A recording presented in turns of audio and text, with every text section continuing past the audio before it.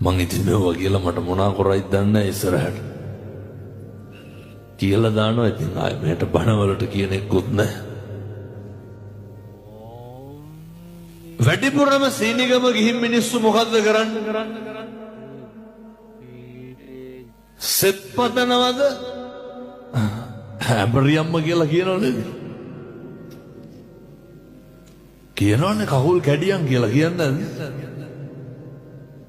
කොරවයන් කියලා පණ්ඩු ගැට ගන්න. කාටද?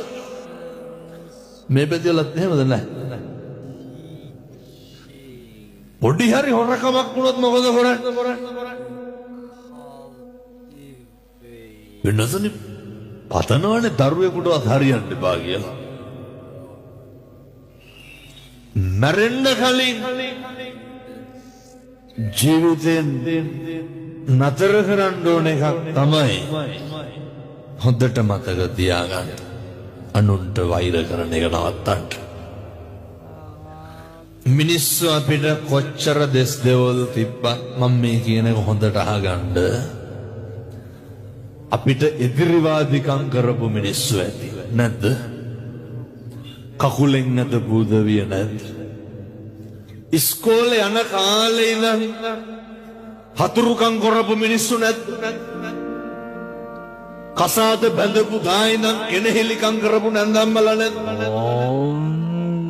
ගෙදර ආපු ගායනන් ගම රටත් එක්ක අපිරිය කරපු මිනිස්සු නැද්ද? රස්සාවත් එක්ක එපා කරපු යාළුවෝ නැද්ද? ජොබ් එකත් එක්ක එපා කරපු ආයතනයේ සමකාලීනව සේවකයෝ නැද්ද? ඔය ජීවිතය අපිරිය වෙන තරමට අප්‍රසන්න මිනිස්සු හම්බෙලා ඇති. බොහොම කරුණාවෙන් දේශනා කරන් සත්පුරුෂ පින්නදුනි ඔලු තියපු මිනිස්සු ඇති නැද්ද? නැත්ද සල්ලි ඉල්ලගෙන ආපහු දීපු මෙතනදල එහෙම නැතුව ඇති. මං කියන අනිත් පැතිවල ඉල්ල ගත්තාම ටිකක් දෙනවා හොරයි.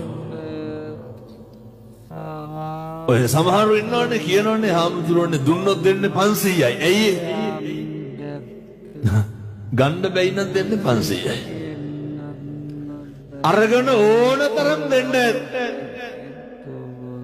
ඇත්තන්ගේ ජීවිතේට බොරු කියපු මිනිස්සු කොච්චර ඉන්නවද?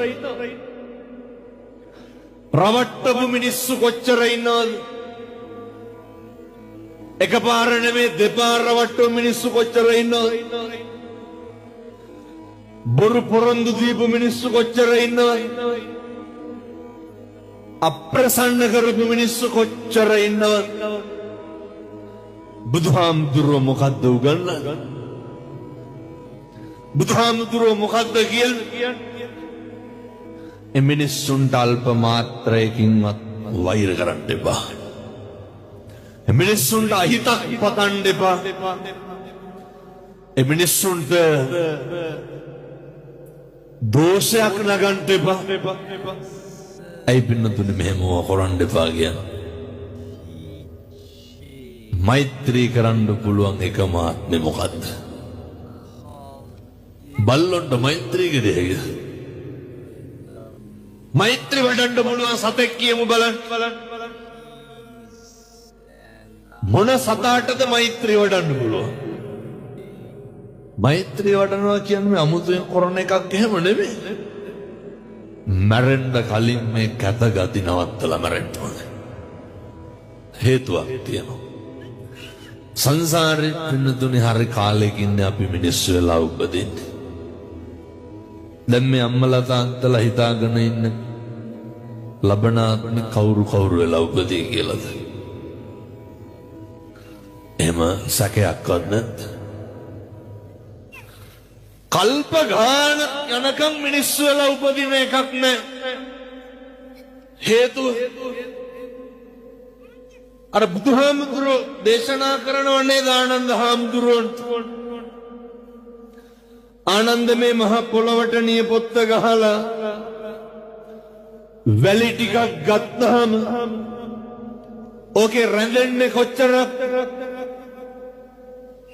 ඒ වගේ බොහොම පොඩි ප්‍රමාණයක් පින්වත්නි මිනිස්සු වෙලා උපදී කල්ප ගානක් යනකම් ආය අපි මිනිස්සු වෙලා උපදින එකක්. දැන් ප්‍රශ්නයක් තියෙනවා. මොකටද මිනිස්සු වෙලා උපදින්නේ? ගැටලුවක් තියෙනවා. මේක ඉතින් තේරෙන්නේ නැහැ හොඳ. මට අදෙනකොට කතා කරනවා පින්නතුනේ හෙට ලෝක සුදු සැරෑටි දිනේ මං හිතන්නේ. හෙට එක අපේ ඇස්පේන් නැති තරුණේ කතා කරලා කියනවා හාමුදුරුවනේ